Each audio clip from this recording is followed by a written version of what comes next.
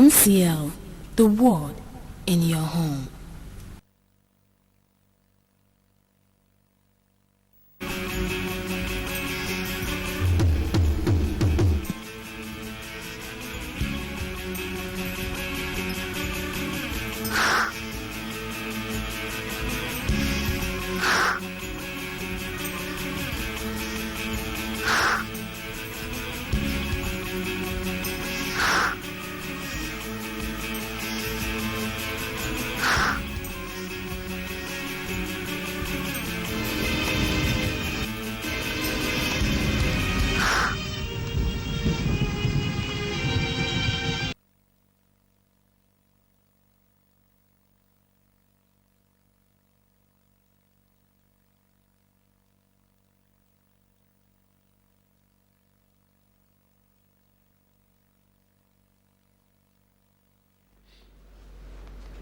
Good morning and welcome to your one-stop breakfast program on MCL TV. Good morning, Abia.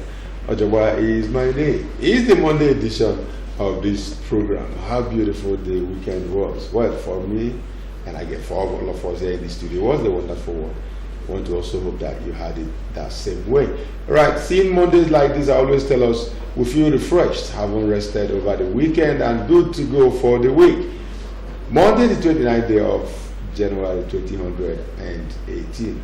Our time flies, gradually coming to the end of January and going into February. We're still counting. I hope you feel good. We feel great here, and we're ready to give it to you the way we do it every morning. Our job here is to inform, entertain, and educate you. And I'm sure the next 2 hours is going to be a very wonderful one as we've lined up lots of things to entertain you this morning. First, the words on marble. And you know the words on marble comes every morning to change most times the way you think or the way you look at life. And this morning has this to tell us. Nothing great will ever be achieved without great men. And men are great only if they are determined to be so. Charles de Gaulle. Nothing great will ever be achieved without great men. And men are great only if they are determined to be so. Well, and that word men is not really referring to any gender. It's just talking about human beings. So even if you're a lady watching the program this morning, that's a general statement that you really need to also appropriate to yourself. We are great when we determine to be great. Great things are achieved by great people, and nobody's ever born that great. If you're great, it means that you have to think about it. Think great. All right, now, Stella, before you give us the morning news, look at the words of marble. Great people. Great people achieving great things and great things being achieved, when you're determined to be great. Yes, essentially, it's just self-explanatory. If you really want to be great, you need to start thinking great, and also you also need to start thinking positive. Positive thinking will also make you to achieve great things. That is just what I have to add to today's rules on marble. That means you don't really need to sit back at home brooding about whatever law, brooding about the environment. Yes, as much as yes, you have to go out. You need to really put in very great deal of your own time, your strength, your brain as well, to make things the way it ought to be, and by so doing achieving greatness. Yeah. Well, take it from there. Okay, thank you so much, Ojoba, and good morning, Agnes. I am Stella Ondo. Now the news in details. The body of Second Republic Vice President Alex Ekweme will arrive in Enugu today. It will be brought in from Abuja, where it was kept since his arrival from London, where Ekweme died in December. Governors of the Southeast, lawmakers, traditional rulers, and other categories of people are expected to turn up at the Abia airport to welcome the body. Programs lined up include a service of sons tomorrow and a commendation service on Wednesday in Enugu. The body will depart for his hometown, Oko, Anambra State, on Thursday, ahead of Friday's interment. Minister of Labour and Employment, Chris Ngige, inspected the progress of work on road, being fixed, and other aspects ahead of the program. He said the federal government had committed a handsome amount of money on the burial. The expenditure is on fixing the Agola Nanka Oko Road, Nobi, Newi Road, among others. There is also the building of hospital bills, flight of the body, procurement of casket, among other things. While inspecting the progress of work yesterday in Oko and Agulu communities in Anambra State, Ngige said, and I quote, "Buhari has done some unusual things and he has tried to make Ikweme's burial the best, and what he is doing today in Anambra State, he has never done to any former vice president." He said the federal government will name a national monument after the late Ikweme. Following the mayhem caused by suspected Fulani herdsmen in different parts of the country, which led to loss of lives and destructions of property, the federal government proposed the establishment of cattle colonies to curb the clashes arising from the frictions with herdsmen. MCO News spoke with the respondents who expressed strong views on the issue. The report. The cattle colony proposal by the federal government is aimed at establishing a point of congregation for herders in each state of the federation. The Minister of Agriculture, Audu Obe, said the idea behind the creation of the cattle colony by the government is to relocate herders to the more secured, conducive environment for them and their livestock. The minister further explained that this will help tackle cattle rustling and reduce the contact between farmers and herdsmen. However, speaking on the issue, respondents vehemently rejected the proposal for the establishment of cattle colony across the federation. If the cattlemen were peaceful, peace-loving people, then it will promote peace. You can't give what you don't have. All right. So there are people who promote fight, quarrels, killings, rape, taking over what does not belong to them. So they cannot promote peace because they don't have peace. They are not peaceful. So distribution of cattle colonies will be distribution of trouble. And when you now take it to colony, it means cattle. It means that you are now creating a special place for cattle instead of human beings. And so you now do the law where the cattle will run over the people that they have colonized. And so when you talk about the cattle colony, I believe the federal government is not trying to move forward. They're trying to get back to the 15th century, where you can now elevate the Hobbesian theory of the fact that life is nasty, brutish, and shortish. It's a situation where might is right. Respondents called on the government to view cattle rearing as a private business which should not be imposed on states, nor the use of public resources for the establishment of private ventures in a move that would seem to many as land grabbing. Land use act did not remove ownership of land from the owners. No, it only made way for government to acquire land for public purpose. So cattle colony is not a public business. That's what we call in international law extraterritoriality. Like every embassy is a territory of that country. So if you give that to them, then the law of extraterritoriality becomes their own place that you can't go into. So from there they stay and launch and conquer the rest people. The issue is that let private business be.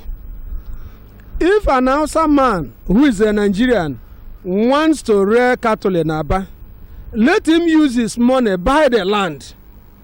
He will be given certificate of occupancy by our governor, if they so decide, if they believe it is the right thing to do. And then he can now rear his cattle and sell his cattle. In the place of cattle colonies, observers and experts have called on the government to encourage herders to establish ranches for their animals. This has been identified as globally accepted standard in dairy farming, reducing clashes between farmers and herdsmen. Chokwoka Ogeni, MCL News. Governor Okezie Ikpeazu has assured that Abia State will support the interventions of the federal government in the health sectors. Governor Ikpeazu said that this when he received the Minister of Health, Professor Isaac Adewale, at the Government House, Umuahia. Nora Okafor tells us more. Governor Ikpeazu commended the Health Minister for his interventions in the healthcare system. The governor maintained that Abia State places premium on the health of its citizens and has plans to establish a specialist hospital for children under 5 years and their mothers. He further said that the state has introduced free Medicare program for the elderly, which was geared towards increasing their longevity. He promised that the state would in the next few weeks provide 100 million naira to the Federal Medical Center Umuahia to support the kidney transplant program. The governor expressed the hope that the program will check medical tourism in the country. Dr. Ikbazu spoke of his plans to introduce a new policy where hospitals in the rural areas will be manned by qualified medical personnel who are indigents of the area. So we are happy that Abia is one of the states that is under satellite today, and we want to assure you that we will do our best. We will make sure that the confidence which you repose in us will not be misplaced. The health minister, Professor Adewale, was in the state to commission the tuberculosis reference laboratory at Amateur Specialist Hospital and the pharmaceutical mega mall market to centralize drug distribution. He stressed the numerous benefits of the partnership between the state and the federal government. The minister also spoke of plans to upgrade the kidney transplant of the center as a way of reducing medical tourism. In the next couple of months, we will be able to upgrade the transplant program by injecting 200 million into that program, 100 from federal, 100 from Abia State, and we can then start bringing in patients from across the country and hopefully from outside the country. The governor later commissioned the TB reference laboratory at Amateur Specialist Hospital in company of the Minister of Health. Nora Okafor, MCL News. Meanwhile, Minister of Health, Professor Isaac Adewale, has commended the management of the Federal Medical Center Umuahia for its giant strides, especially the successful kidney transplant carried out at the institution. The minister stated this when he paid a visit to the hospital. The report. There is no gainsaying that the Federal Medical Center Umuahia has set a pace in the history of Nigeria's health sector with the performance of kidney transplants for the second time running. The Minister of Health, Professor Isaac Adewale, at a visit to the hospital, commended the surgeons for their efforts at ensuring the reduction of medical tourism in Nigeria. The minister explained that Nigeria's health sector would experience accelerated development in the coming days. Professor Adewale described the management of the Federal Medical Center as experts and assured of government's unrelenting support to ensure more strides. This is one of high-performing tertiary institutions. The MD is an excellent and a magician, and so I enjoy coming here. When I come here, the feeling I get is unique. So I need to give him support. I've just visited the renal transplant program, which is one of the few in the country, and I interacted with some of the patients and the team, and I promised him support. The minister also commissioned the tuberculosis center of the hospital and said the federal government will ensure the eradication of the disease across Nigeria. We have a very low uptake rate in the world. We are only able to diagnose 1 out of every 6 cases, and we are committed. We started last year. We designated 2017 as a year of accelerated TB case finding. We'll roll it over into 2018. We want to pick more cases. Our challenge or goal is to pick every case of TB wherever it is and treat them. Professor Adewale visited the team of surgeons that performed the transplants and intensive care units of the hospital. Nora Okafor, MCL News. For several years, some parts of Port Harcourt Road was converted to dump sites as a result of the deplorable state of the road. However, the Abia State Environmental Protection Agency, ASEPA, has come to the rescue of the residents by commencing the evacuation of the refuse. Ofuriche Jide tells us more. The refuse heap, which covered a large portion of Port Harcourt Road, spanning from National High School, Abia, remained a source of concern to both pedestrians and motorists. Apart from being an eyesore and the health hazards of this mountain of refuse that occupied the frontage of National High School, Abia, It has also affected school attendance as the students and teachers of the school find it difficult to meander through the rubbish, notwithstanding the bad odor emitting from it. However, as at the time of filing this report, MCL News captured the evacuation of the refuse heaps by the Abia State Environmental Protection Agency, ASEPA, with several trucks available for easy and early completion of the exercise. Speaking to MCL News on what prompted the evacuation of this mountain of refuse, which residents say have littered for several years, the Deputy General Manager, ASEPA, Mr. Roland Wakama, say apart from creating this access to facilitate the ongoing rehabilitation work of Port Harcourt Road, Abia State government deemed it fit to get rid of the refuse as a way of promoting good health and cleanliness of the residents of the area and Aba in general. Precisely about June, it was difficult for us to access this road and to evacuate the bucket to kept here. And because of that few months we left this place. I'm working on bringing about 5 buckets here for the road. So as we clear any point, we will put a waste bin. If you remember last week, we were able to remove the one at St. Paul's. As in, come closer and prepare road for us to evacuate the waste. We'll follow them. The residents, whose happiness are written all over, expressed gratitude to the state government and the Abia State Environmental Protection Agency for saving them from the imminent health hazards associated with the refuse by evacuating the field. As I'm just coming out, I saw caterpillars and some tippers, double axle, taking this refuse away. So I'm very much happy because for about 19 years ago, we are suffering for this road before this refuse. So I'm very grateful because I don't know that this kind of thing will happen by this January. Since we have been hearing they will come about this refuse. We are spending money on security.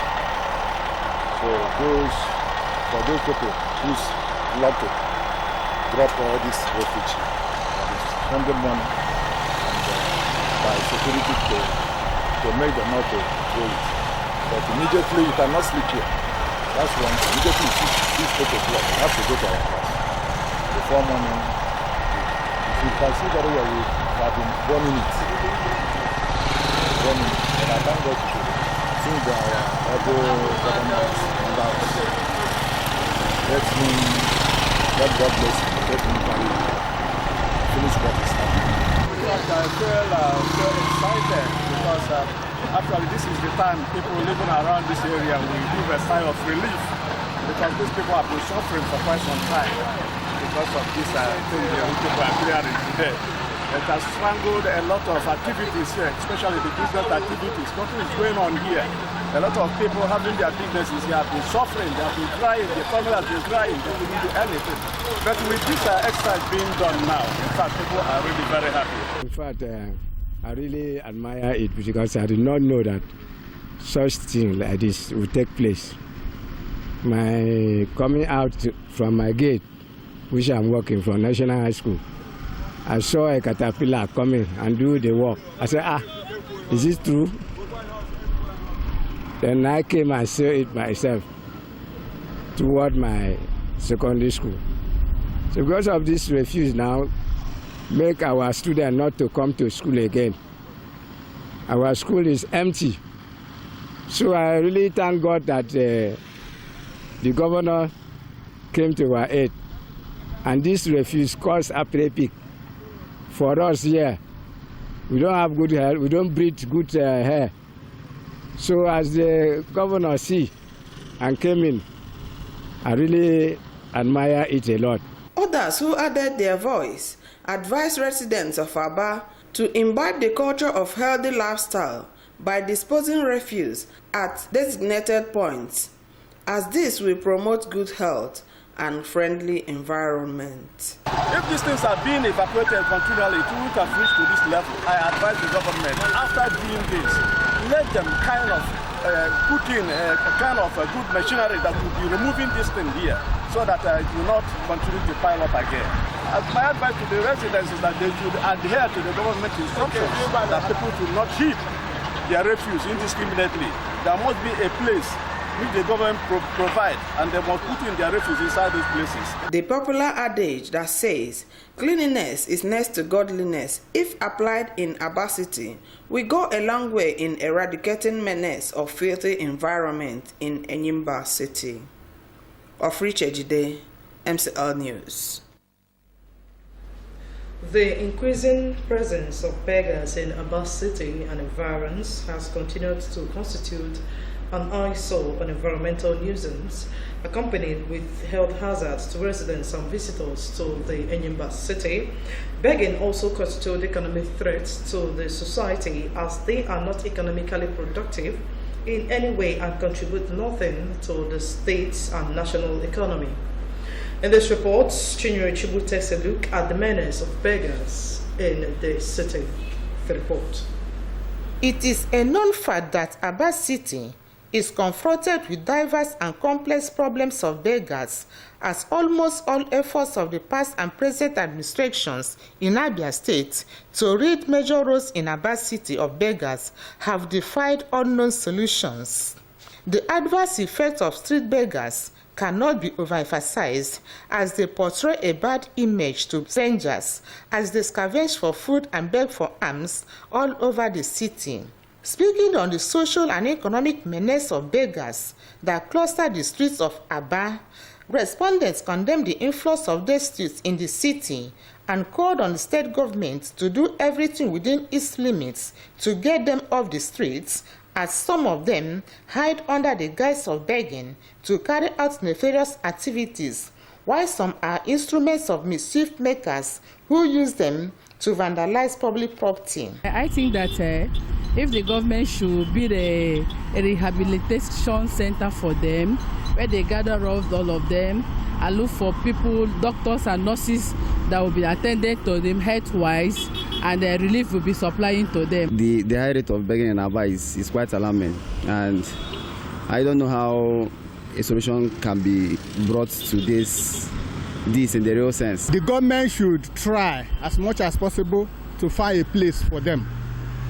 In Abuja, where I came from, the Federal Capital Territory Administration, they provided a place for the beggars. In Lagos, they don't allow beggars in the streets. Majority of these fiscally fit beggars say they came from Cross River, Akwa Ibom, Ebonyi and Imo states, explained to MCA News why they took to street begging. I'm making money here because of no help on me. All these women who they here, where they carry became they beg money here. All of us, we are from all village in Calabar come here. My condition no good. My father died. I no see person they help me, they bail am. My father don't die. My mother don't die. I know well. Nah, I'm married here. No, I no go to school. I never finish itself. I go to school, I never finish.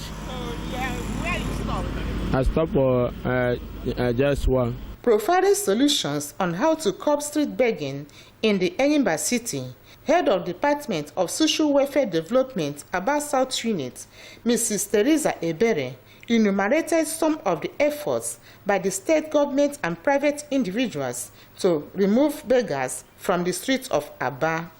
Some years back, the ministry came in collaboration with the local government. They came, we went around the town and gathered all of them here. After feeding them, the ministry chartered vehicles. They were repatriated to their various states. After a month or 3 weeks, they all came back. The government should come to our rescue and help so that they will build a place where they will be kept. Ironically, the Remind Home in Abia, under the Ministry of Women Affairs and Social Welfare, meant to rehabilitate destitute and mentally retarded children, is now a ghost of itself with no presence of government attention. MCA News camera lens captured the present situation of this rehabilitation center, which the first military administrator of Old Imo State, Lieutenant Commander Ndubisi Kanu, led its foundation in 1976 and commissioned by late Governor Sam Mbakwe on 14th March 1981. Presently, the home is in a state of disrepair and, if properly put in use, can effectively serve as a rehabilitation center and home for all these street beggars as obtained in other states of Nigeria. Chinyere Chibu, MCN News. All right, with that report on street beggars, we've come to the end of the news segment. It's back to Ojoba to continue with the rest of the program. Oje. Thank you very much, Stella, for that news update. We'll go for a break and we'll come back. It will be time for news preparing. Just stay with us.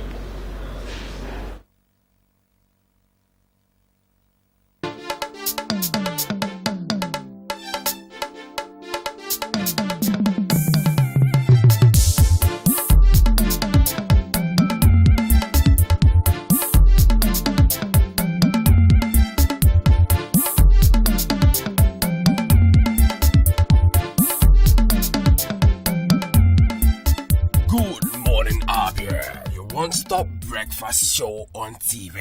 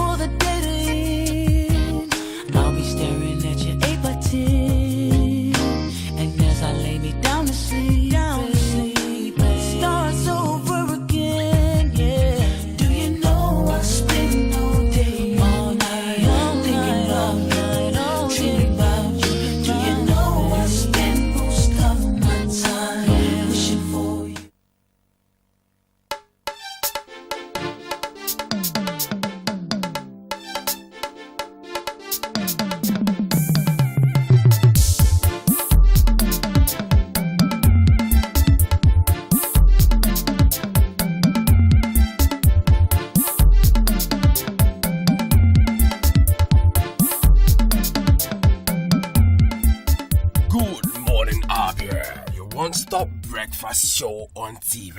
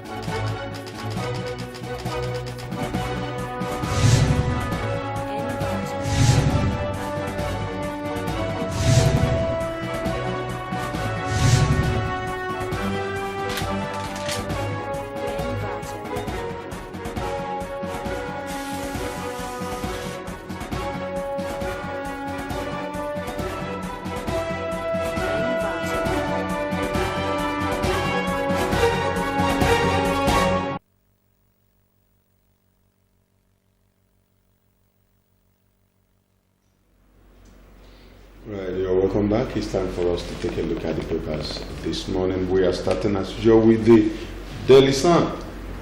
Osibanjo, Atiku, Sambo, Ekwemad, others elogize Ekweme. Our story is on page 12 as the major headline this morning is SGF, Igbo president possible with Buhari. Igbo president possible with Buhari. President's aide outlines how Southeast could occupy Aso Rock. Former Newsworld CEO Roy Ewood rise for the Sun. Wike going down, we have Wike praises army, DSS for killing Obatuse Don Winnie's brother. Stories on page 41. Wike praises army and DSS for killing Obatuse Don Winnie's brother. Governors, senators plot APC split. Gear up for alternate power bloc in alliance with forces in PDP ahead of 2019 elections. Stories on page 6. Buhari's government has failed. Pastor Bakere. See it on page 12 as well. Police bust Imo kidnap gang, kill 3. Stories on page 40. Police bust Imo kidnap gang, kill 3. And the picture element before these other stories we gave to you down the line is Governor Nyesom Wike of Rivers State Meadow rejoices with General Overseer of the Redeemed Christian Church of God, Pastor Enoch Adeboye left, and Deputy Governor Ipadebo Harry Badego during the RCCG Holy Ghost rally at the Adokia Masemeka Stadium in Port Harcourt yesterday. On the back page of the paper here we made Dalong hints at holding National Sports Festival. Dalong hints at holding National Sports Festival, page 45. And still on sports, and still on page 45, Chan 2018 Nigeria beats Algeria, faces Sudan in semi-final. Then going down, Alaba Yusuf, the alternative leader Nigeria needs. The alternative leader Nigeria needs. And here we have the faces of Ojego Yegun and Secondus talking about PDP and APC. Go down and find out what the story is. But giving you a bit of it, it says only one candidate fits the bill on equity, restructuring, political sagacity, constitutional audacity, business astutness, philanthropic pedigree, local understanding and global relationship, destabilized and non-fanatical, patriotic and compassionate. Well, I'm sure you want to find out who has all these qualities as been enumerated here. I'm also sure that if you get to see more qualities, should you pick a copy of the Daily Sun and go to the back page, the alternative leader Nigeria needs. All right, thank you so much. And coming to the Nation newspaper this morning, talking about the former Vice President's burial, Ekwueme. And of course, it says Ekwueme's body for Enugu today. It's found on page 9 of the Nation newspaper. Closer to that, as First Lady's fake firm in 300 million naira deals. Go to page 2 and get the details. Beneath that, 2019 polls won't affect development, says Obaseki. Go to page 42 and get the details of that. Underneath that, sports, Chan Eagles to play Sudan in semi-final. Chan Eagles to play Sudan in semi-final is found on page 47 of the Nation newspaper. Vigilance group arrests herdsmen with guns. Go to page 7 and get the details. Moving down, NLC rejects APC panel's proposal on local governments and minimum wage. The story is found on page 5 of the Nation newspaper. And of course, the boldly written headline there says, 2019, Senate to confront Buhari on order of polls, says lawmakers seek assembly elections first. That's the boldly written headline there. 2019, Senate to confront Buhari on order of polls, says lawmakers seek assembly elections first. Go to page 2 and get the details. Of course, moving down, the first picture element there. Good to see you, President Buhari exchanging pleasantries with former President Olusegun Obasanjo in Ethiopia yesterday. And of course, the headline following that picture element, Buhari meets Obasanjo at AU Summit. The story is found on page 2 of the Nation newspaper. Then the next picture element there, how we killed Don Wane's brother in Edo by police and DSS. Kingpin's body displayed at Army headquarters in Bori Camp. And of course, Wike Health Security Men. You can see the picture element of the lead Oluchi, that's the name of Don Wani's brother that was killed and of course paraded at the army headquarters. Now go to page 8 and get the details of the story. Now moving straight up to the back page of the Nation newspaper, coming from Sam Omaseye in Dutch, the OBJ dance. You can see the picture elements of the former president Olusegun Obasanjo, the OBJ dance. Moving down on hardball, softly and softly Avengers. That's on hardball, softly and softly Avengers. Then moving straight to Repos, lawmaker proposes death sentence for cultists, kidnappers and armed robbers. Now the response there says, and what do you propose for budget pardon lawmakers? So just huge question there, trying to say that it's still the same thing with, armed robbery and kidnappers. That is it with the Nation newspaper, Ocean. The last but not the least is the New Telegraph. Federal government probes tax officials over under declaration of taxes. Suspends senior tax officials in Benue and Delta. Right, going down, 2019 PDP remains credible alternative for Nigerians. Okowa has stories on page 2. Kaduna refinery shut down for lack of crew. Officials have said, still on page 2. Right, can tax federal government to curb killings and bloodsheds. Find out on page 4 as Edo vigilantes youth arrest 9 henchmen with weapons. The major headline says nobody can impeach Saraki, says Senate. Reordering of election timetable, a done deal.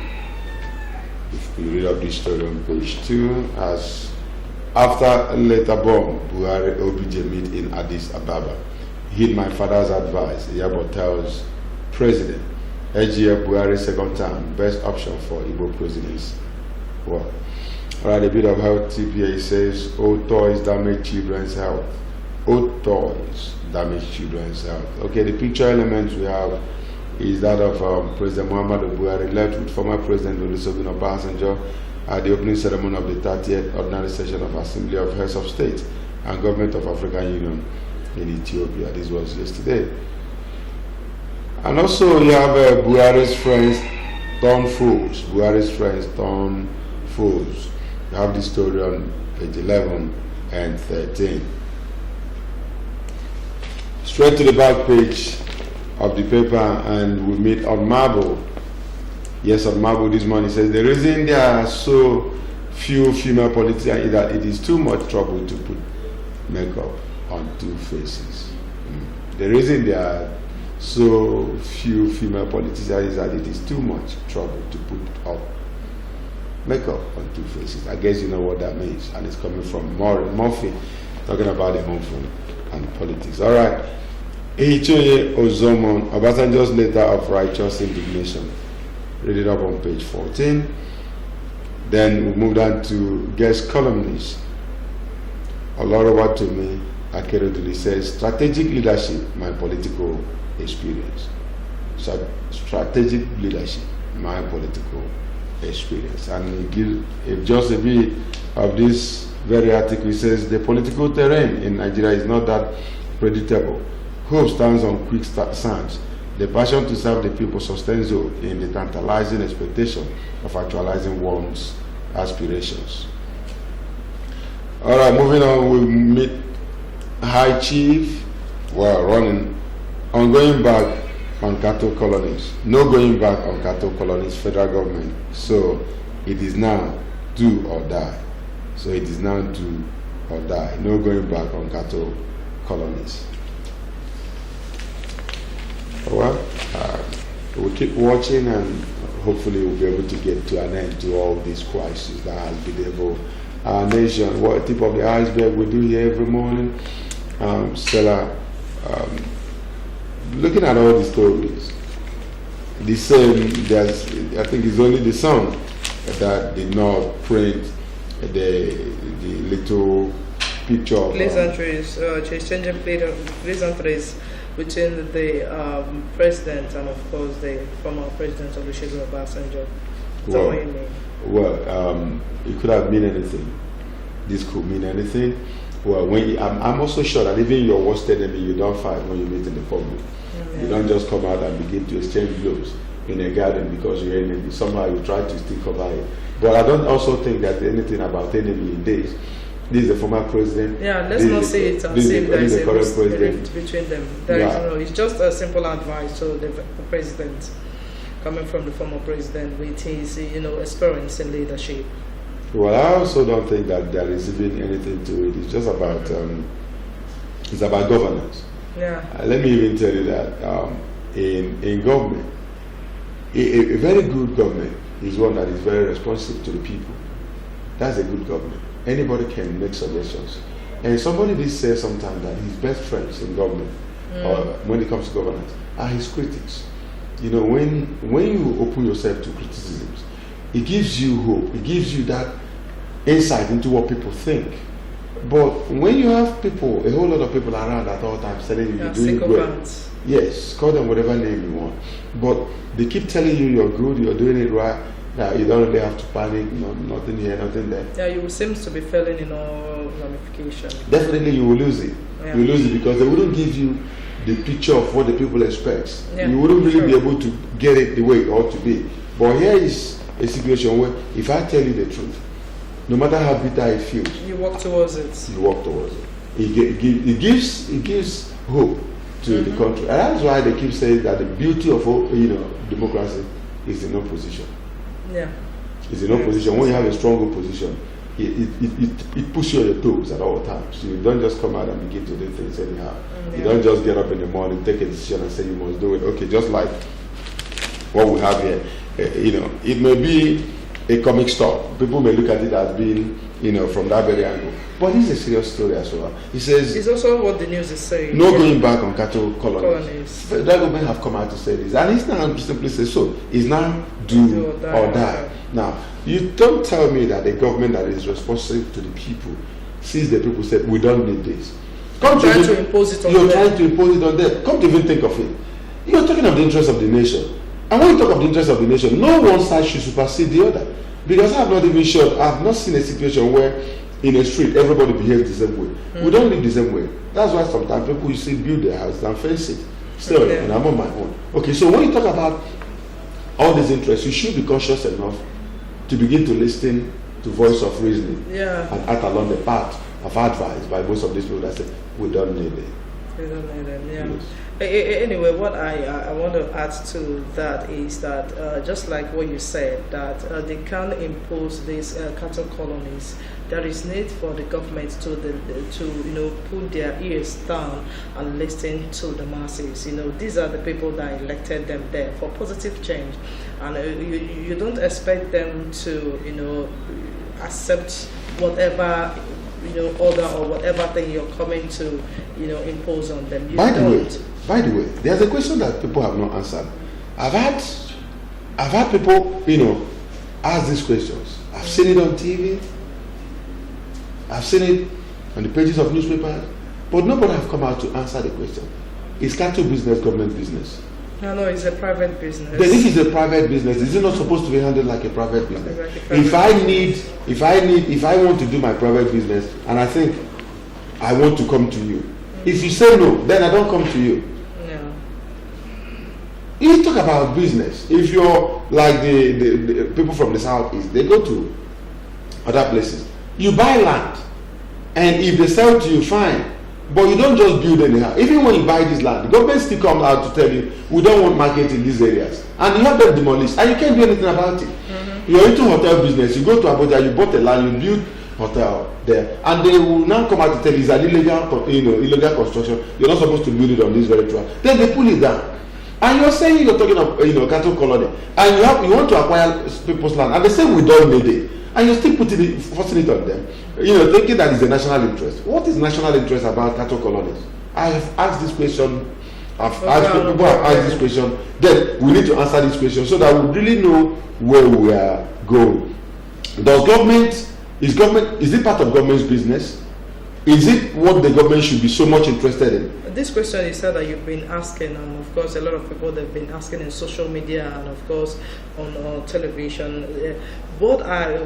we are not the people to answer this question. I hope you know We that. Lai Mohammed should come up to tell us that if cattle rearing is public, if it is a private business or it has something to do with the government, what do they contribute to the economy? Okay, let me tell you. You said Lai Mohammed.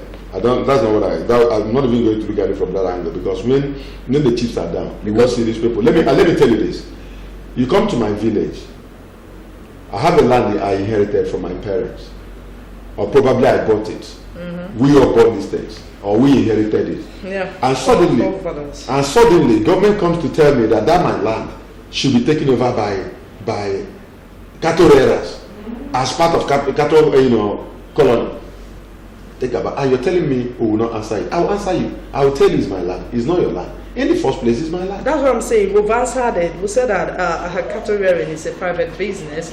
Then why is the government coming out with that they are not going back in the cattle colony?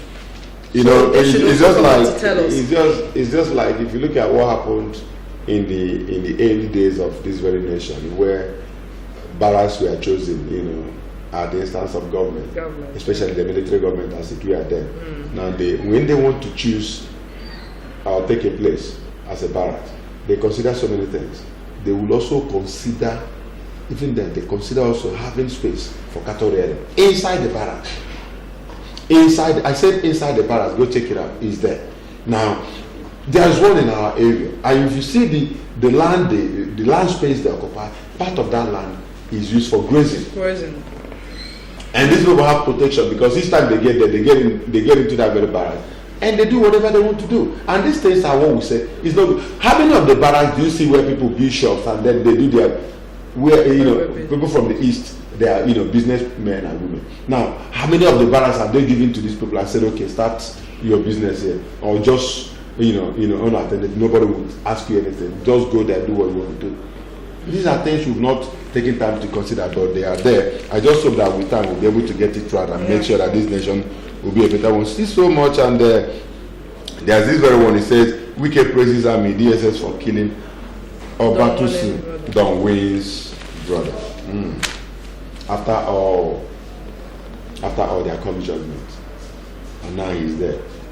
All the terrorizing, all the maiming of innocent citizens by this very young man, Don Wayne, and the group, which also involved his own brother.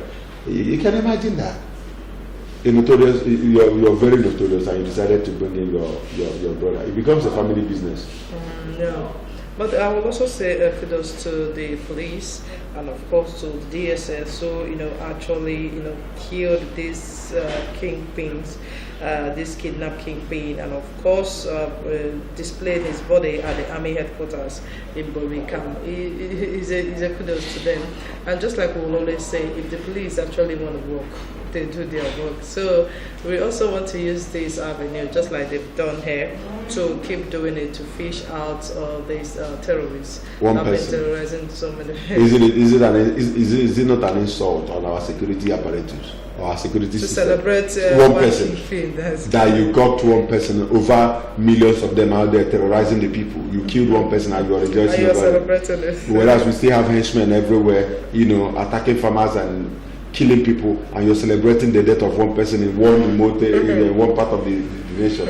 It's ridiculous, but I just hope we'll be able to get it right. All right, the one that is also, we will call a big one, because of course he died at the right age, the former vice president Ekweme coming home. Yes, finally this young man is about to make his final journey. The final journey will begin today. He will be received in Enugu, and then from there they will perform all the rites, and before they bury him. A young man that lived, would you call him a young man? No, not a young man. A man that lived a very fulfilled life. Don't you agree? Yes, I do. Probably that's why the president is doing everything possible to put things in place concerning this burial. Because just like the Labour Minister said, Chris Ngige, when he came on inspection of some of the roads in Anambra State, he said that what the president is doing, he hasn't done it before, trying to put some rules to that and all that, that he hasn't done it before. He hasn't seen the president do this kind of thing before. So probably that is why he's doing it, because that is absolute nonsense. As long as I'm concerned, he's trash. Sorry, I have to say it this way, because you don't tell me you have to wait till the death of this man to start fixing the road leading to his home. It's a laughable situation. Because the equipment is to be buried now, roads leading to his house will be tight. That's an insult. Okay, that means we need to wait until all the farmers die before roads will now be fixed. Okay, you have to wait till something happens to a great man before you do what you should do. That's what it means. It's only in Nigeria that you hear something like this. That equipment, the former vice president is coming home, and for that all the roads leading to his house will be tight. Why didn't the man didn't enjoy the road while he was alive? Why wasn't all these things put in place while the man was alive? You're telling me now it's only when when a great man died that this thing. Yes, as much as I would agree that sometimes you have to give facelifts to things. It's not to the point of talking of rules. You shouldn't even bring this thing to public, hearing. Do them silently and let it move on. You don't. You put it in, here, and everybody reads it. That is the kind of country we find ourselves. Just like you will always say that we just pray we'll begin to get it right. These are your words. We pray we'll begin to get it right. So which time I say we'll begin to get it right, I think about generations coming. It's not as if I keep centering on myself or on our generation, because 3 generations back we had all these things, and here we are still hearing it. 2018, and we're looking at. When was it that we talked about 2020? 2020 is just 2 years away from now.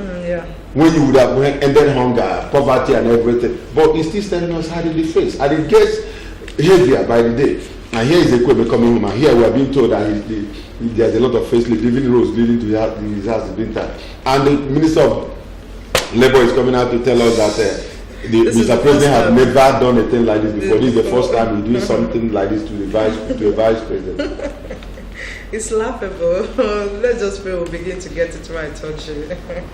All right, I think this is the much we can take on the papers this morning, and it's just the tip of the iceberg. As we always tell you, we expect you visit your vendor or order for one of the national dailies, read it up, even as you continue to watch this very the program, and then enjoy it. We'll continue with the other segments of this very program after this time. Still stay with us.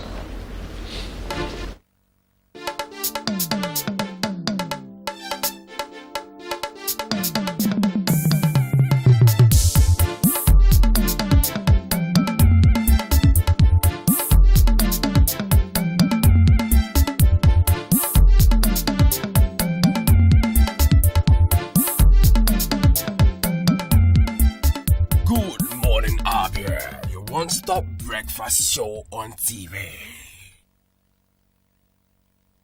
Have you heard of Prescal World and Heaven Options Limited?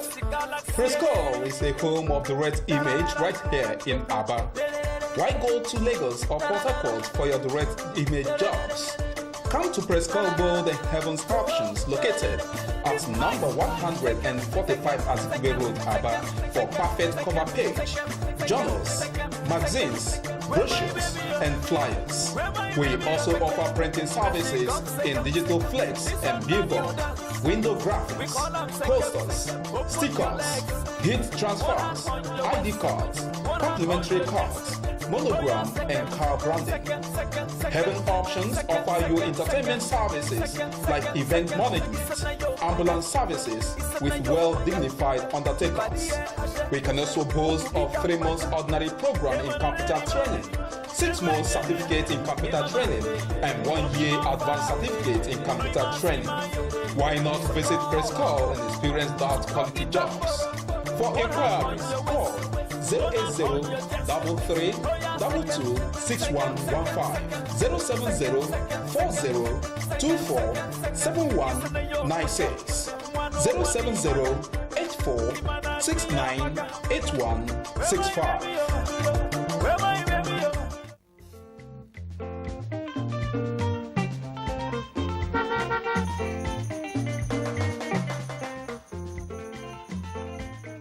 Do not deface Abia State with posters.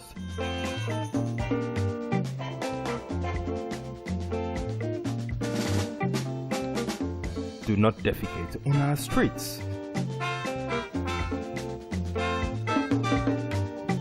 Do not litter Abia State.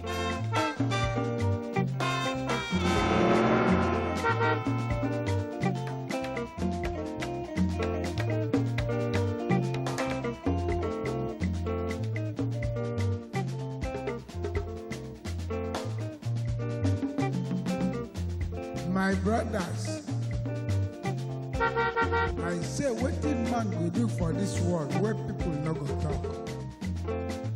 If you chop, Do not urinate in public places. you no chop, dem go talk. Wetin make we do for this world? I say make we dey do the things wey we carry for heart. Na so world want am. Abi no be so? Keep Abia State clean. This message is brought to you by MCL TV.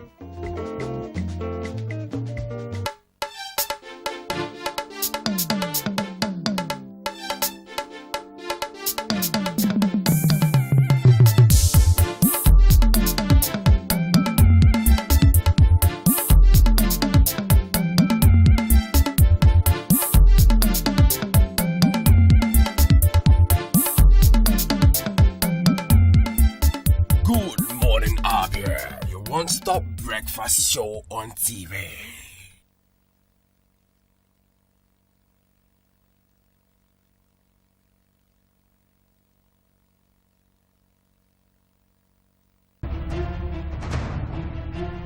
Chukwu na-enye ka nri onye ọbụla.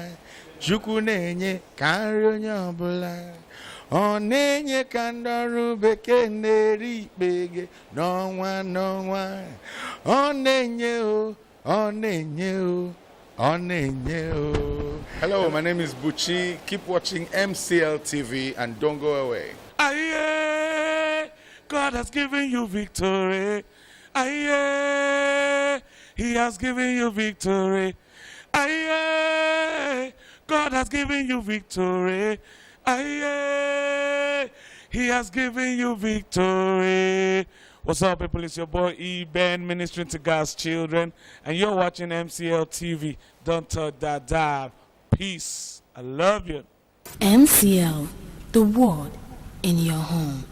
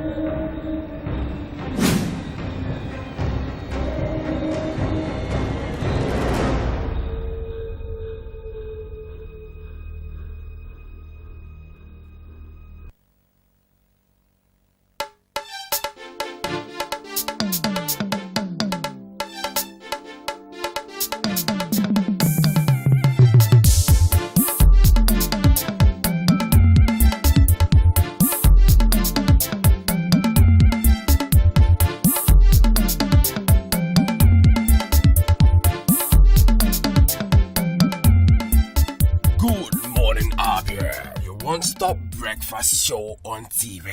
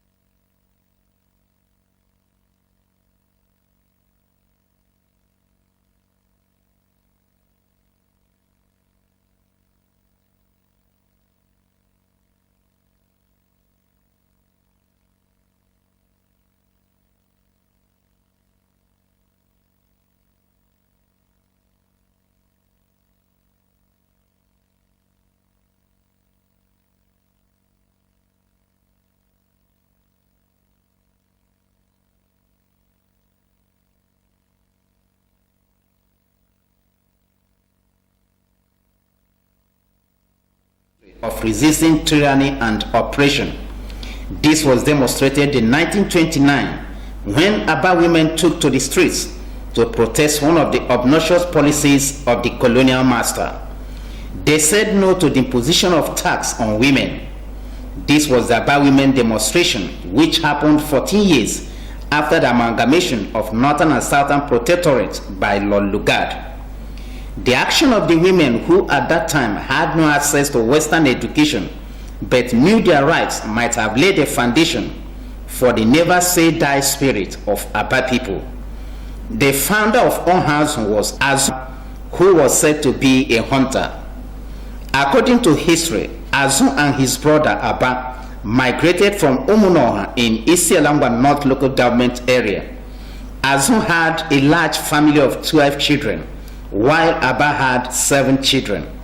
Azun's 6 children are the villages that make up Itito Onhazun Autonomous Community in Abasa local government area. The 6 villages are Amofuro, Umudike, Umumba, Umose, Amuba, and Umupolu. The people do not intermarry as they are from the same ethnic descent. The names are very popular in Nigeria, even across to other parts of the world. Anybody coming to Nigeria would like to visit the name or visit Aba.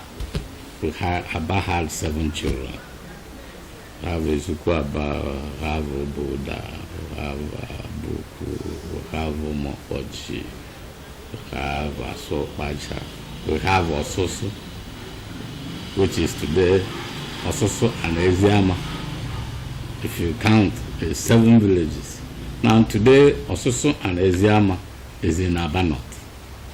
The remaining 5 villages of Aba is in Aba South.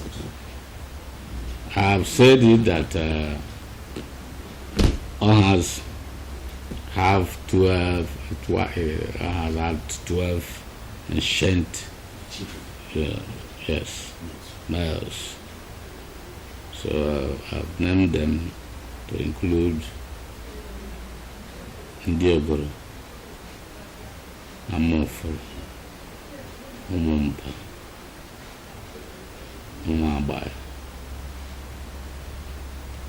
Avumogale, Abihoj, Arumos, Arakole,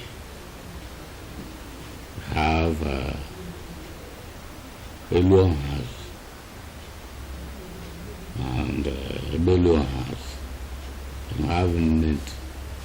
have Munition. These were the 12 villages of Onhas originally. But today, apart from Etiti Onhas, which has retained 6 ancient villages, other villages today of Onhas and Aba are autonomous communities. Eze Ishmael Nnaku, a local practitioner, is the traditional ruler of the community. And our migration, like I said, is from Isialang. The names of the villages of Abano has originated from Isialang North, local government area. My own grandfather was a treasurer at Ogbualanga on behalf of other people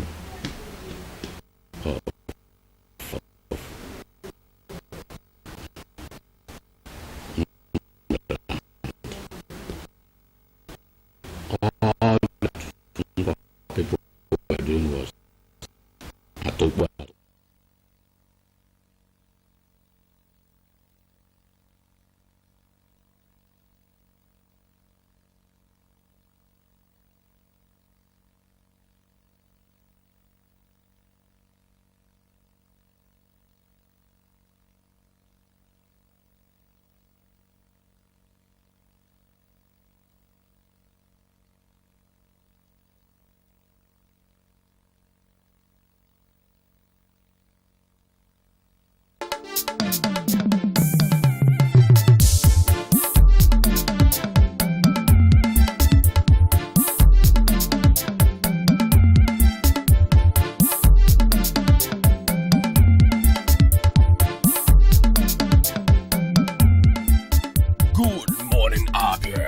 one-stop breakfast show on TV.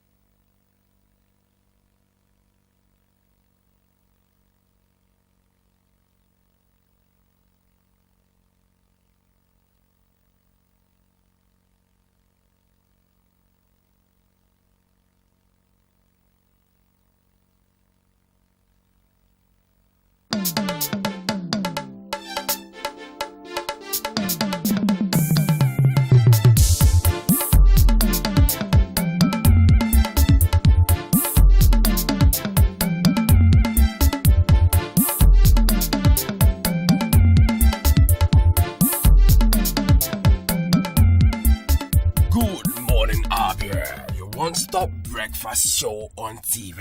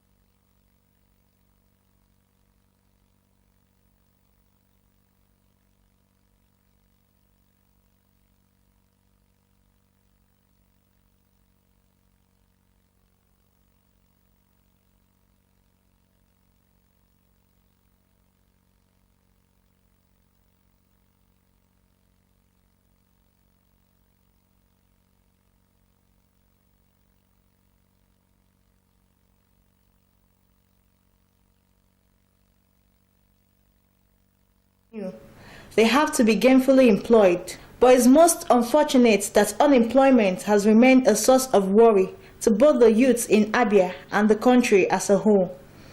Aba, known as the commercial nerve center of Abia State and blessed with abundance of skilled expressions in various forms like shoe production, fabric sales, sewing, and designing, which has created a platform of employment of youths who can explore the avenue provided. As evidenced at Ekoha Shopping Center, the business and utilization of fabrics for creation of various designs is a wonder to behold. Youths can be seen to be involved in various forms of dressmaking, designs, and production process. Some of the youths that spoke to MCL acknowledged the vibrance of the job and the opportunities that abound in it. After my graduation in university, there was no job as a graduate of mass communication department, University of Jos. There was no job. I was like, something to go and say idle. I should be into something. And I love clothing. It's something, it's a kind of an inborn something in my own family. I love fashion so much. And I love when people dress good. Understand? That's what motivated me into fashion world. The business is profiting me day by day. I use my father to make me come to the business. I did make at least anyone who God bless me for it, I did manage it.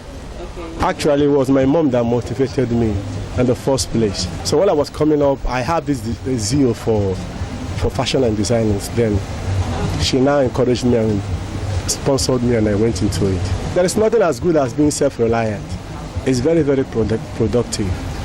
What matters most is that you know what you are doing. You know your onion in the job. You know how to create. You are very creative. You know how to do the work very well. I want to be okay. At least I see them there on our wine.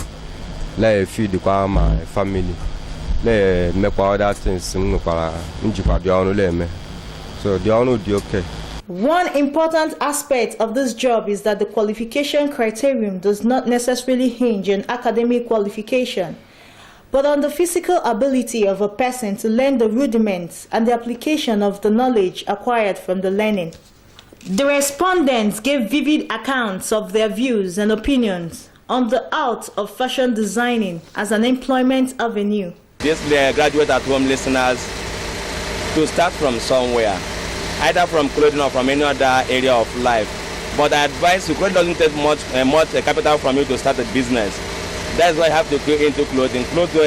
At the end of the day, you won't go home looking for what to eat. You won't go home being a burden to anybody, your parents, your relations, for financial need of any kind. Because with this business, you can be self-employed. Understand? With this business, you can make it in life. With this business, you can go higher to any extent that you want to be in life. So with this business, you can be a master of your own. You can be an organ of your own. Have many workers as you like. This fashion and designing industry is very, very lucrative. You can learn how to make senator, you can learn how to make trousers, you can learn how to make shirts, suits, within interval of 6 months, 1 year, depending on whether you want to do a crash course. You become the boss of yourself. Maybe you start working and they're paying you little token because they say that an idle mind is a devil's workshop. It is most encouraging to know that the capital involved in acquiring the skills and trading in fashion designing is most affordable. Youths in Aba are therefore encouraged to cash in on the employment opportunities fashion designing affords them to ease the rising tension arising from unemployed youth's restiveness. People with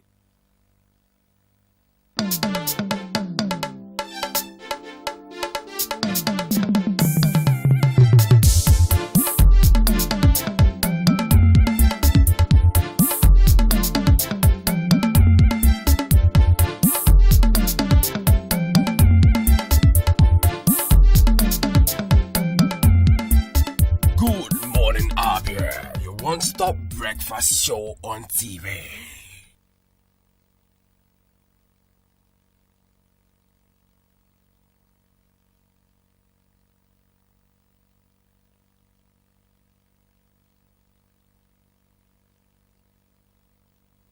A National Drug Law Enforcement Agency. With the dislodgement, the Park Road, Abba Main Park, and the York Street areas heaved a sigh of relief from the very embarrassing presence and attitudes of these addicts and users. Having eliminated the drug addicts, what now bother all persons in Abba is the increasing presence of the mentally challenged persons that is gradually becoming very embarrassing and painting a very sorry and pitiable picture. I can't feel well now because there is a human being that's like me now. I can't feel well. So they're supposed to treat them well so that they can revive in life. Government has supposed to have place for them so that people with a beg can not fool everywhere just like that. Anytime I see them, I feel to help them. I give them some money.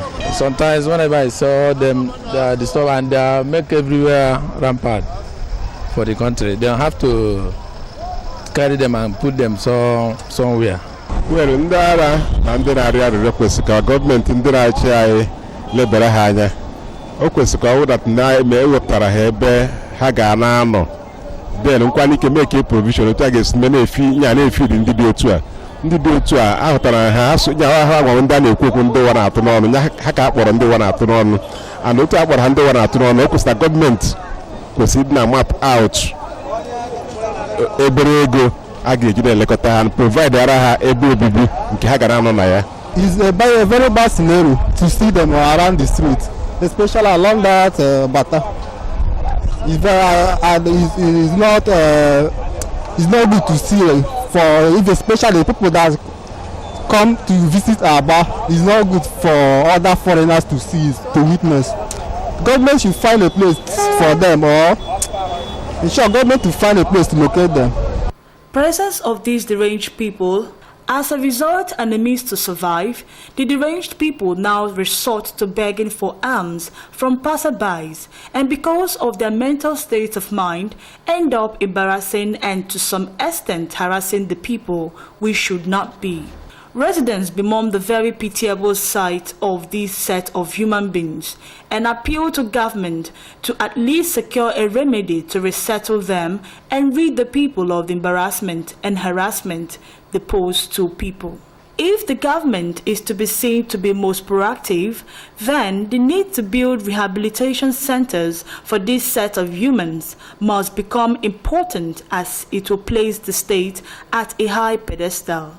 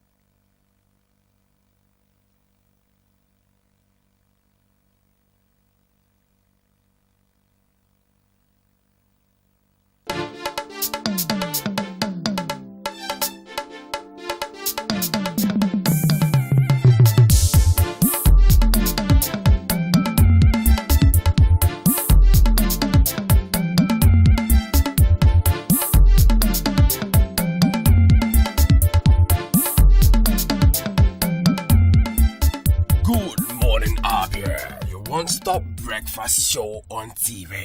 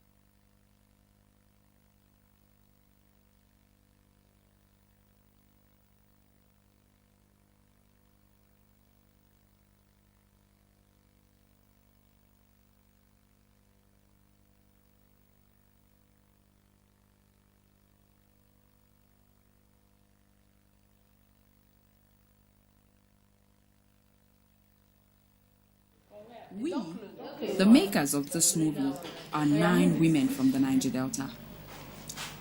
None of us has ever made a film before, but we were keen to learn as we have a story to share with the world. Our story is different from the usual media reports about oil outputs, conflict and kidnapping. It focuses on the everyday lives of women. It's situated in the Niger Delta, but we believe it applies to many women around the world.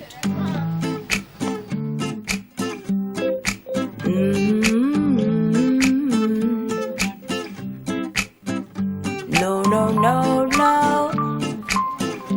Oh, yeah.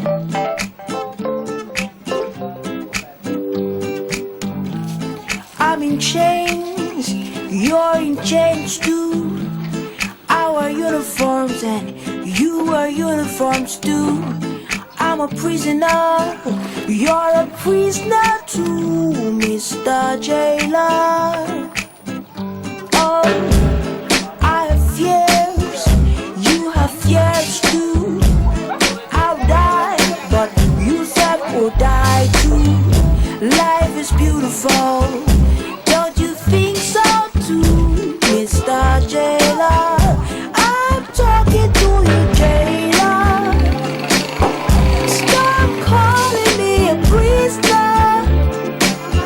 Let me hear you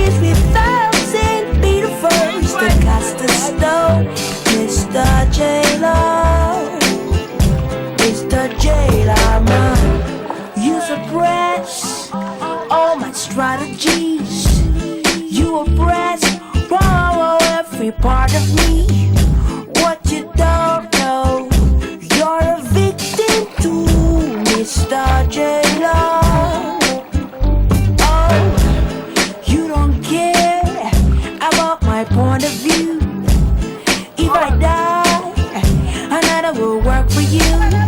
So you treat me like a modern slave, Mr. J-Law. I'm talking to you, J-Law. Stop calling me a prisoner. Let hear you if without saying be the first to cast the stone, Mr. J-Law. Mr. J-Law. In 2009, the Niger Delta was believed to be on a crossroad towards a better future. The Nigerian president granted amnesty to armed local groups claiming to fight for the environmental and social rights of the Niger Delta people. The amnesty deal and follow-up measures helped to reduce the much reported violence and kidnappings in the region. But it didn't lessen the price that local people have to pay for the oil and gas extracted from their backyard.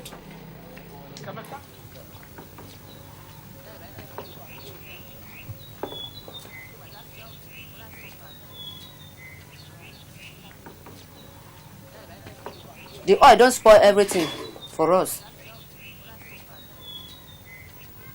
Before we dey go fishing, but because of this oil, the fishing not good again. In the olden days, when the oil never spoil our place, all kind of fish, big fish, we dey catch bonga fish, we dey catch tilapia, we dey catch fish. But now as the oil don't spoil every place, before you get fish now, you go inside big river before you get down here. So, let make I dey pick periwinkle now, and the periwinkle where I dey pick before I dey pick 3 bags, 5 rubber for 1 bag. But now because of the oil that spoil everywhere, now only 1 konkom, 1 rubber paint. Now they pick now. And that rubber konkom I dey sell for 500 naira. That 500 naira, no dey leash anything.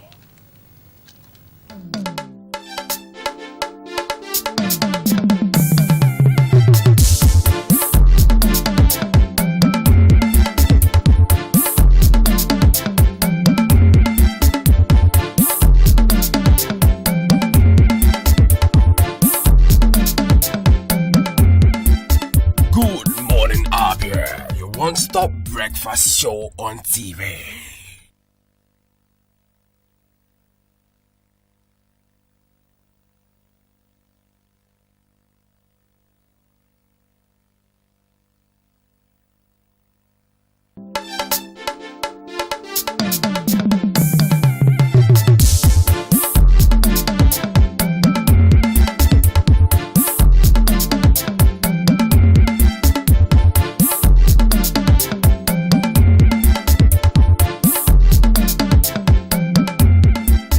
Goodmorning, Abia, your one-stop breakfast show on TV.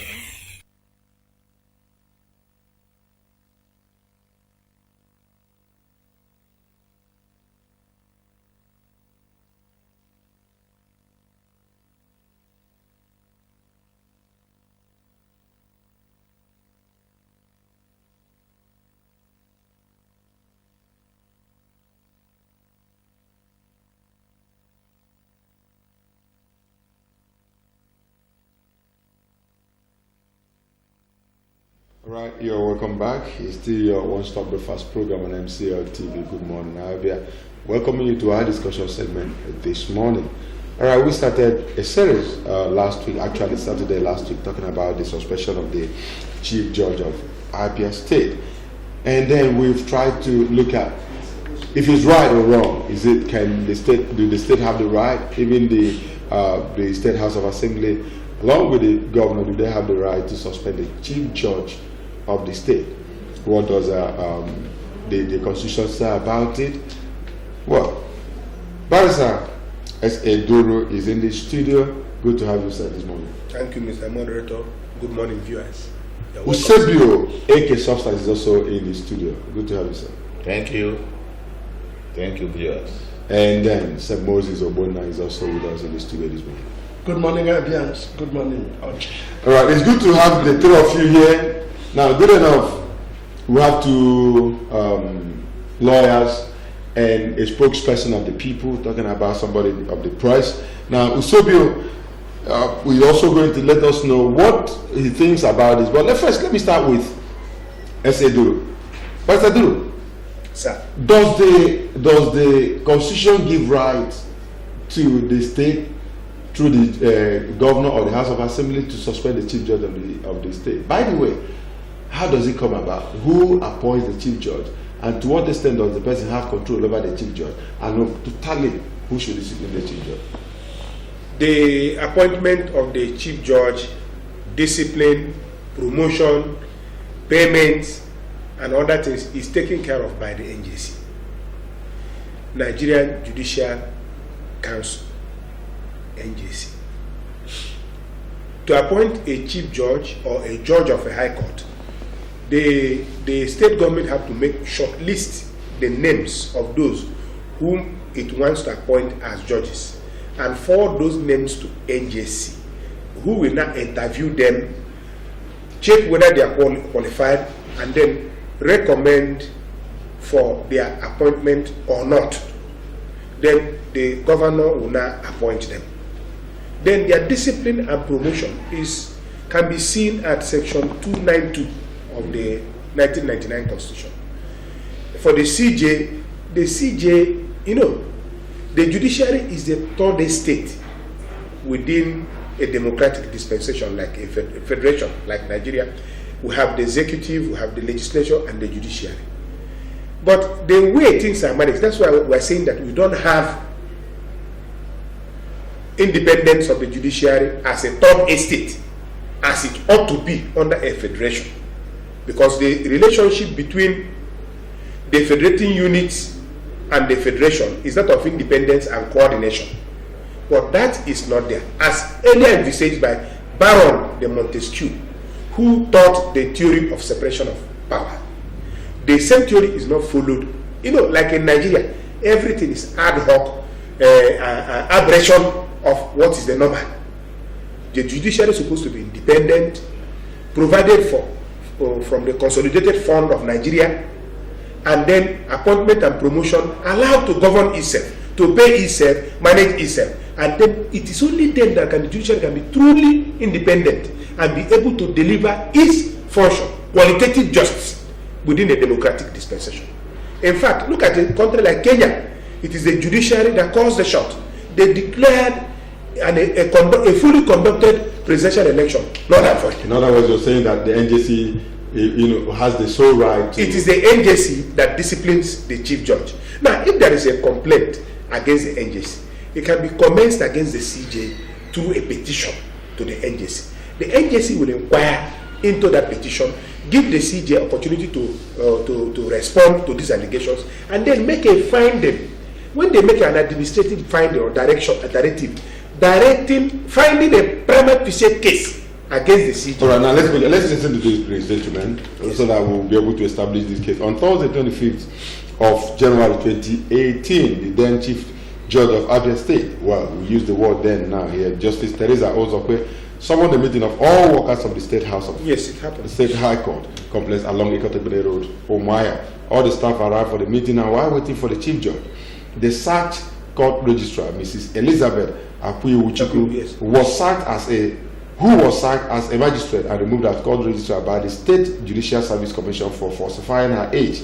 Surprisingly, started addressing the workers. When Justice Teresa arrived at the premises of the High Court and spotted the newly appointed registrar, Chief Magistrate Benson Anya, seated at the meeting venue, she alighted from her car and verbally attacked him in the presence of all the workers before proceeding to lock the gates of the court to prevent newsmen from recording the unfolding drama. Now, these are many more happened, in fact, to a point that the Commissioner of Police was brought to the High Court and then to that very premises, and after a lot of things, now had to whisk Benson away to his office to just stay and talk.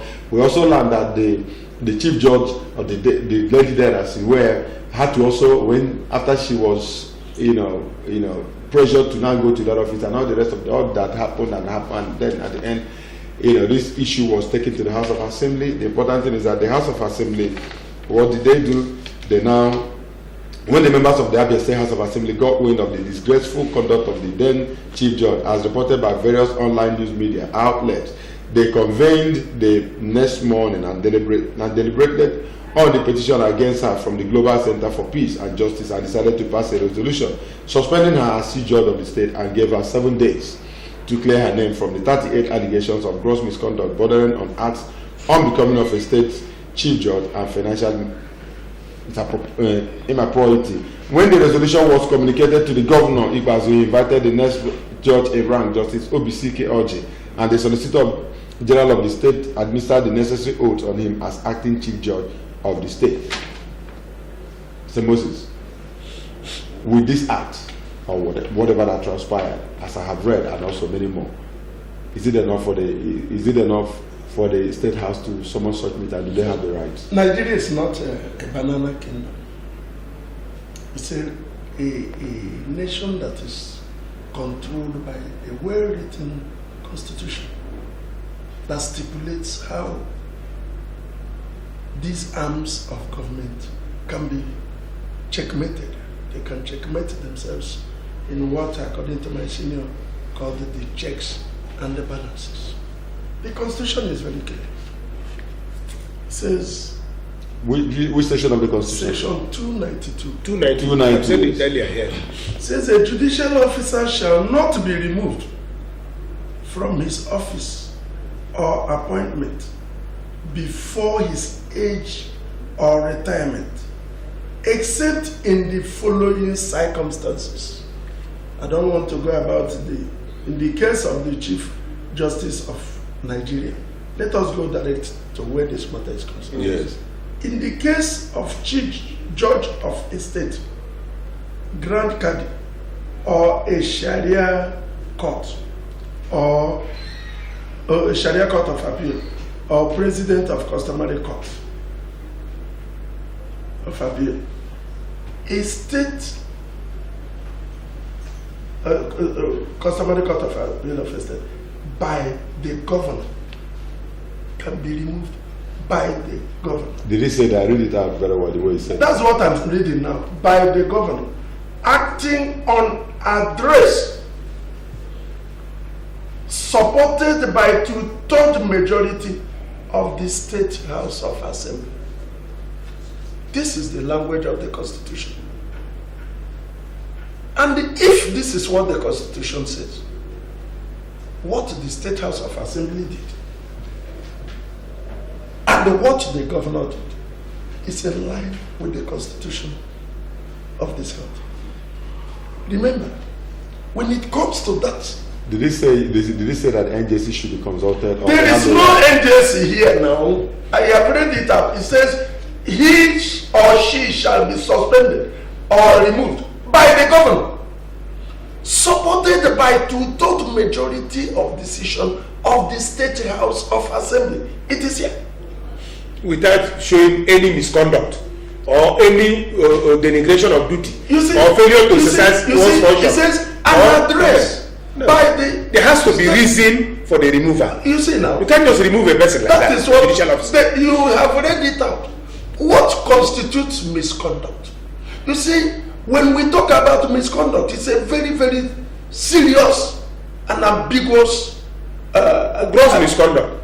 When you say gross misconduct, what can be interpreted as gross misconduct? The in the language of the Constitution. The negation of duty. When it is in the opinion of the governor, of the House, not governor, of the House, that a gross misconduct has been committed. My brother, you are in trouble. All right, thank you. But I'll come back to you. I want to ask. How does the House follow? Hold on.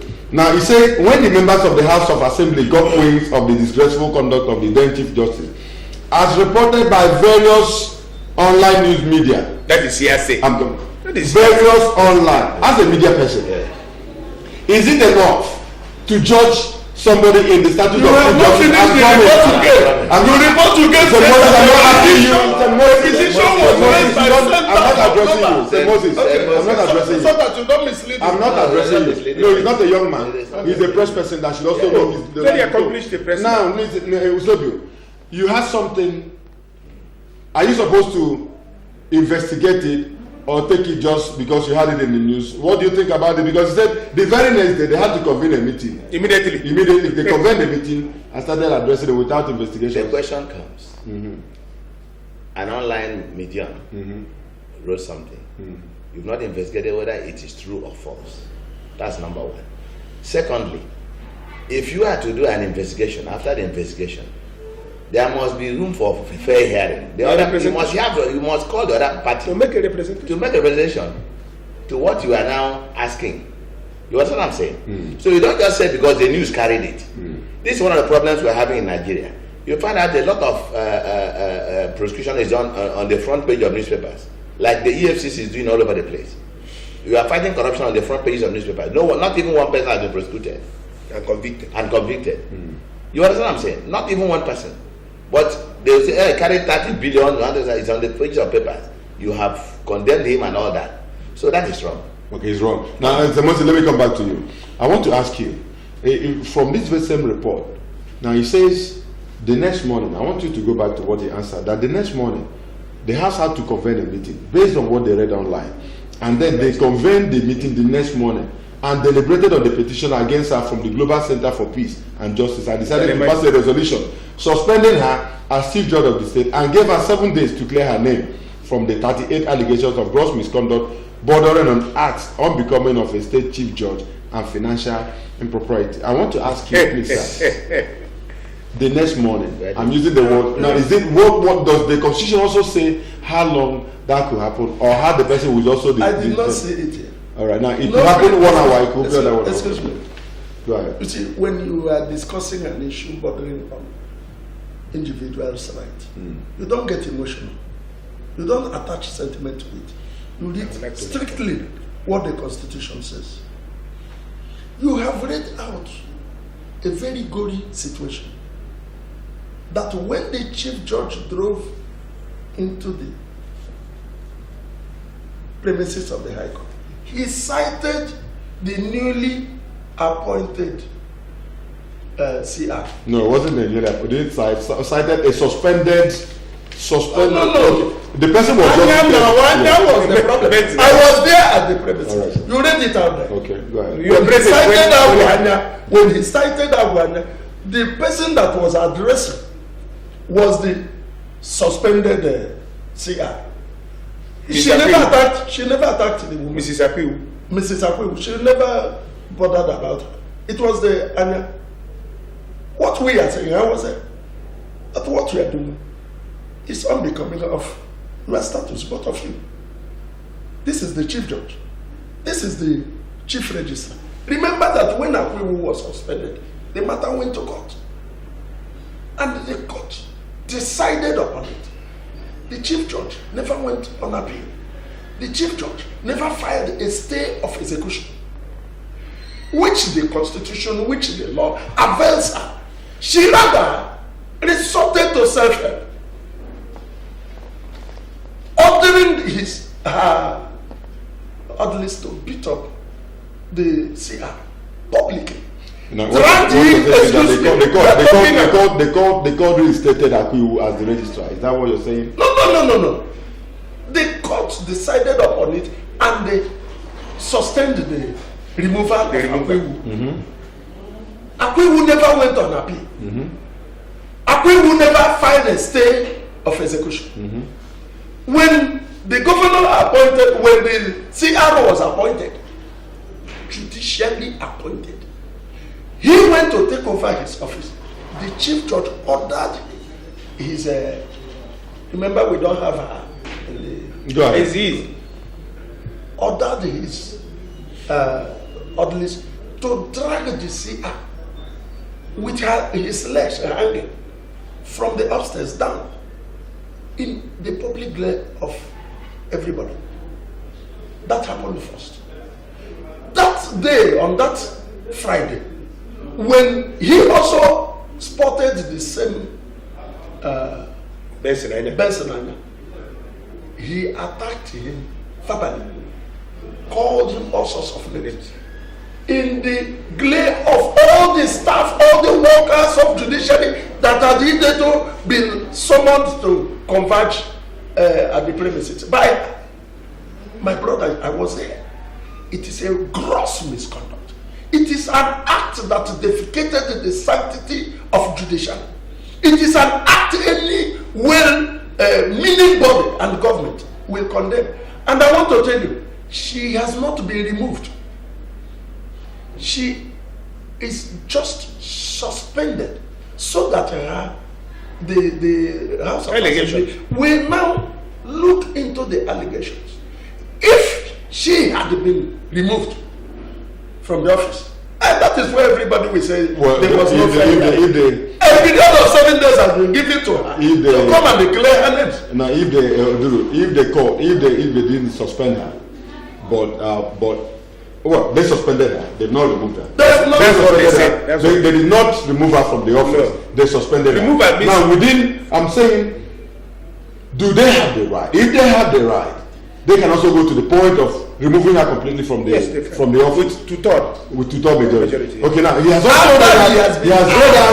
out what the Constitution says about it. But you said it's only the NJC that has the right to do that. But then the section of the Constitution he has just read out to us says that the House of Assembly, the governor will do that based on the advice of two-thirds majority of the House of Assembly. In terms of removal, you can't put something on nothing. McFoy on USA versus USA is clear on that. You cannot put something on nothing. It will collapse. Judicial officers, see, the Constitution can provide anything it likes. But interpretation of Constitution is done in such a way that it will given a wide interpretation by the Constitution to accommodate the rights and to expatiate or expound the rights and liberties of individuals, particularly when it comes to judicial officers. If the Constitution may be silent there, but what we are saying is that a judicial officer, whether CJ or Chief Justice of Nigeria, is under the appointment, promotion, discipline of the NJC. And it is only after NJC must have looked into some of these allegations and made a prima facie case that the governor, maybe through the House of Assembly, could do such a thing. But for some time, from the grapevine, I have known that the CJ has been under investigation by the NJC. Senior, with due respect, we'll come back to this. I'm aware. It is not to be when it comes to discipline. But the Constitution is very thank you very much. I think we will come back to Moses, please. And that's the process of removal. I want to say this. This is a discussion that even their viewers are entitled to. And assuming they are talking, everybody's talking, nobody's talking. So I want us to take it the way we should. All right, we'll go for this very break. When we come back, the line will now be open so that viewers, you can join us in this very discussion, the suspension of the Chief Judge of this very state. Is it right or wrong? The guests will still be here. Don't go away.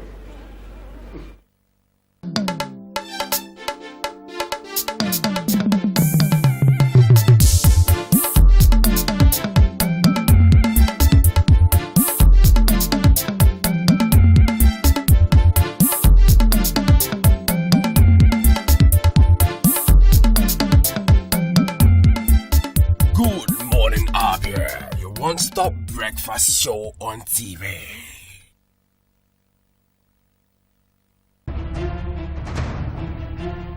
Chukwu na-enye ka nri onye ọbụla. Chukwu na-enye ka nri onye ọbụla. Ọ na-enye ka ndị ọrụ bekee na-eri ikpege n'ọnwa n'ọnwa. Ọ na-enye o, ọ na-enye o. Hello, my name is Buchi. Keep watching MCL TV and don't go away. Aye, God has given you victory. Aye, He has given you victory. Aye, God has given you victory. Aye, He has given you victory. What's up, people? It's your boy E-Ben, ministering to God's children, and you're watching MCL TV. Don't touch that dive. Peace. I love you. MCL, the word in your home.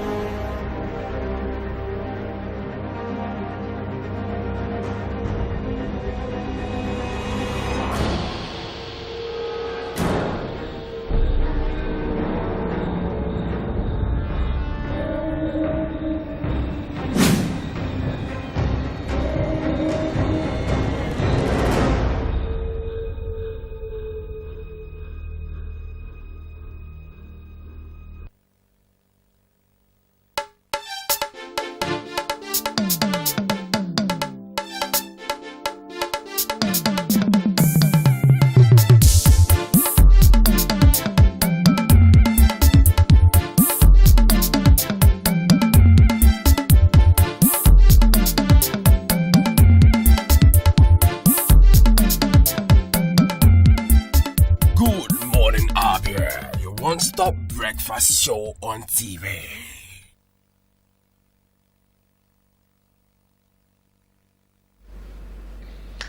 Right, Duru, let me still start with you.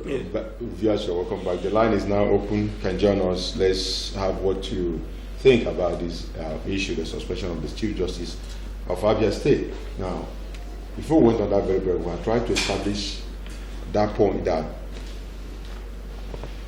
the suspension was legal, or suspension is carried, given that we've already gotten a two-third majority of the House of Assembly.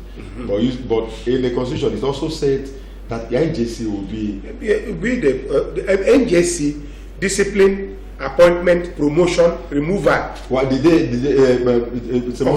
when they did the suspension? Was there any result to NJC, or don't they have the right to do that? I will come back to you. Go ahead. Yes, appointment, promotion, discipline of members of the judiciary is carried on by the National Judicial Service Commission, NJC.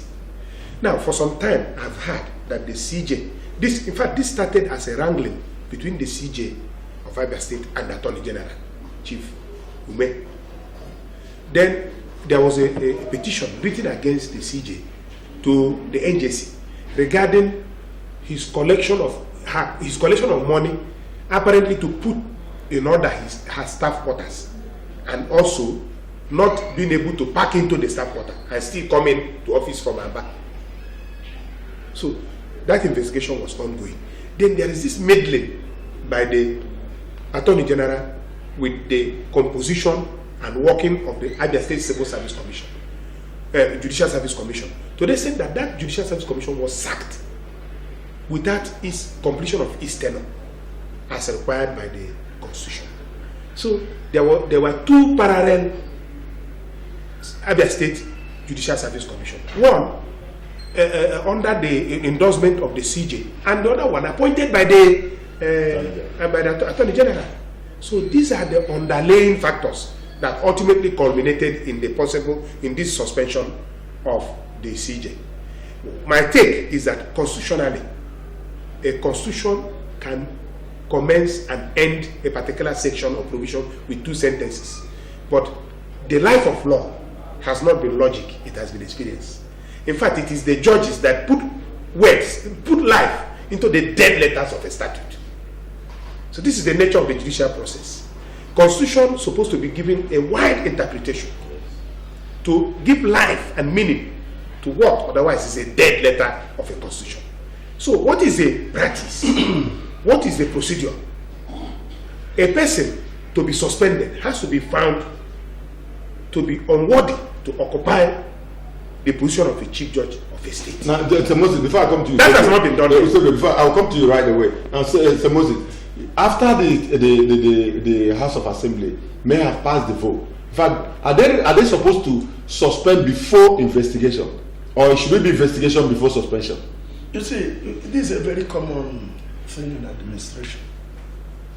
When there is a sufficient report against an officer, even in ordinary. When there is a sufficient report. How is the report sufficient?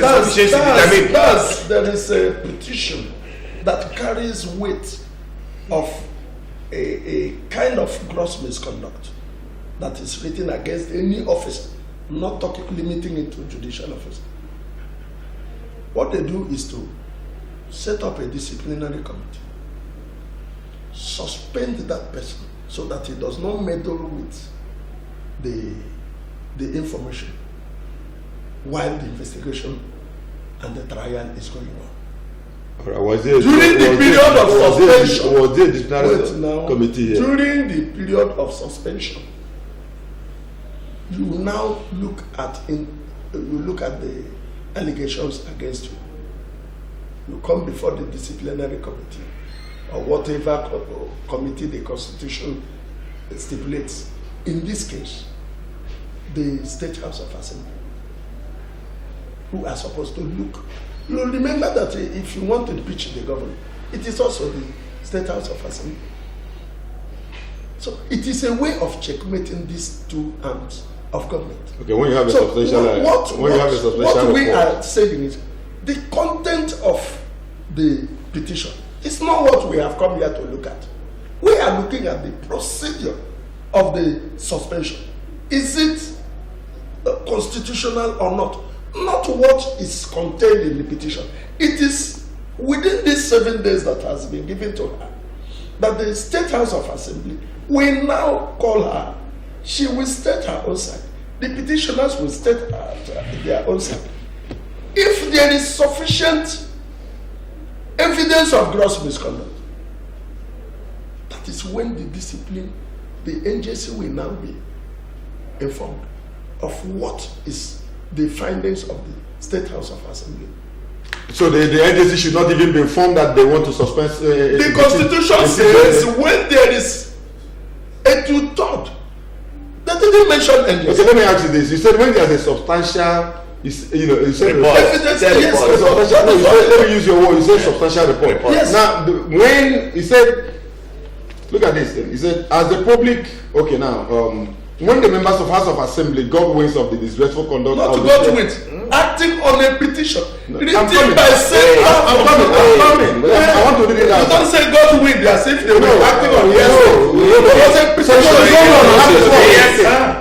There was a Moses, I'm moderating this event. You should be to my own other place. Don't know when I put you, when I give you, you come back. Now he says when the members of the State House of Assembly got wind of this dreadful conduct of the then Chief Justice, as reported by various online news media outlets, they convened the next morning and deliberated on the petition against her from the Global Center for Peace and Justice. Good. Which means they did not deliberate. We said as a news person. Now, when such news come out, what do you first do to be able to discuss it, with your own audience? What do you do? You must find out the true facts of the story. That's what they're doing. If before you now go, that's what they're doing after suspending her. You are not meant to go into suspension first. Okay. You just got a letter. Okay, even if you just got a petition, you've not investigated the petition. I could write a story on you now. It's absolutely false. And it's absolutely false. And then you are suspended. Is it right? That's what we want to find out if it's right. It is wrong. Let's know it's right. The legislator has done something that is wrong. It's just a question of putting the cart before the horse. You have to do your investigation before you suspend. To be factual. Okay? So, okay, now, let me ask you, let me come back to you, Sir Moses. Assuming after investigation, they found out that there was actually something wrong that made this woman to really flare up the way she did.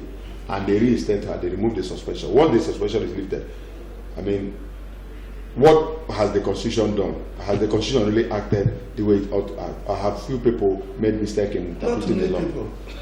You should remember I'm a lawyer who defends the Constitution. It is the Constitution I have come here to defend, not the State House of Assembly, not the government. But you are speaking as if you are the no. You are the solicitor to the State House of Assembly. Excuse me, sir. It's no, not. It's not. No, you have the right to The first thing I read was the position of the Constitution, which we still that says, in a situation like this, the governor will only act on the advice of the State House of Assembly, and the governor has so acted. So, if the State House of Assembly is right or wrong, there is still ample judicial recourse for one to take. So it is not for us, but for now, is the governor right to act on the face of it? On the face of it, yes. And they have also given her 7 days to come, and the state aside. After which, if she is found guilty, the process of removal will now ensue. That is where we are. So they have not removed her. They are acting on the Constitution. Our own is, have they acted wrongly? If yes, we condemn them. But for now, on the dictates and the language of the Constitution, my brother, both the governor and the State House of Assembly is absolutely right. Now, do you agree with him there, Doro? Because this is a constitutional thing. Yes. And to a large extent, so Moses is trying to prove that what they have done is right. And you are saying is wrong. But he has also said, do you agree that the governor acted right when he said, when the resolution was communicated to the governor, he invited the next judge in rank. Oh, well, let's see what our viewer have before I now do that. Hello, good morning. Hello, Barry. Good morning, you're welcome to the program. Thank you very much.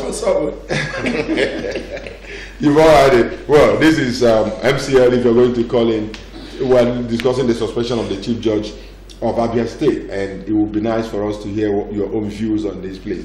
This is a serious issue, and we don't want anybody to play with it. If you're calling in, tell us your name, where you're calling from, and lend your voice to this. It will interest us most if you're one that is also part of this. Hello. Sorry. Let's still have more views from lawyers out there watching this very program this very morning. Let us see if the governor have done right. He said when the resolution was communicated to Governor Igbazu, he invited the next judge in rank, Justice Obizikoji, and the Solicitor General of the state administered the necessary oaths on him as acting chief judge. That one is well, we don't have any quarrel about and then you give us your views after now. Hello, good morning. Good morning. Please turn down the volume on your program. Please do well to turn down the volume on that TV set. We want to hear you, not the echo, please. It's important. Go ahead. Yes, we don't have any problem with the governor inviting the next senior most judge and then swearing him in as the acting CJ. Because in the law abhors vacuum. Even the nature itself abhors vacuum. But what we are arguing about is the procedure followed in arriving at the suspension of the CJ proper within the law. That's what we are arguing about. Hello, good morning. Hello? Good morning. All right, now let me read out this. What you said, when you were giving a little analysis to what you think led to the suspension of this very the chief judge, it's also said here, as she has been given 7 days to clear her name from the 38 allegations of gross misconduct bordering on acts unbecoming of a state chief judge and financial. I said about financial impropriety. So is it also possible what happened that day? It's not the reason why that it happened. That's my point. What happened that day, you cannot suspend somebody based on hearsay.